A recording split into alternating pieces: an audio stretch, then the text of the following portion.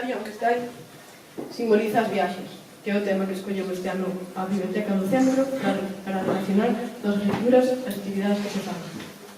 Suscitamos o tema das viaxes no sentido máis amplo, non só como a viaxe física real, que algunhas veces facemos e que está moi ben, senón como esas aventuras que podes vivir aínda que non che movas da túa casa.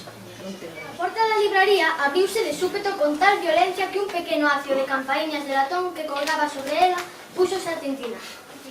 Quede pasmado, dentro ou fora. Eu non podo suportar os nenos. Un momento, Bastián roubou un fermoso libro que tiña escrito en letras douradas, A historia sen fin. E cun xesto de invitación sinalou co sombreiriño o sitio libre que quedaba xunto á fogueira. Moitas grazas, perdón a liberdade. Permítame que me presente, chámome Blue. Encantado. Eu chámome Hugo. Gulliver, this is the story of my life in the strange land of Brodiners, where I was but the sight of a mouse among giants. My master, the farmer who found me, taught me as a way to make money. Every day I was made to perform for the amusement of a crowd. I danced and sang for them.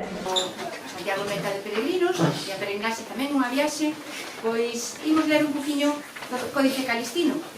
Fortis et feris, vale, vino, carne, pistilus, lacte et malefertibus. Lignis tamen est desolata hominibus malis et viciosis plena. Vinde terra Galicianorum transitis oris.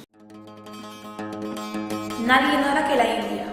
Ese gran triángulo invertido, cuya base se encuentra al norte y el vértice sur, tiene una superficie de 1.400.000 millas cuadradas, sobre la que se halla desigualmente repartida una población de 180 millones de habitantes.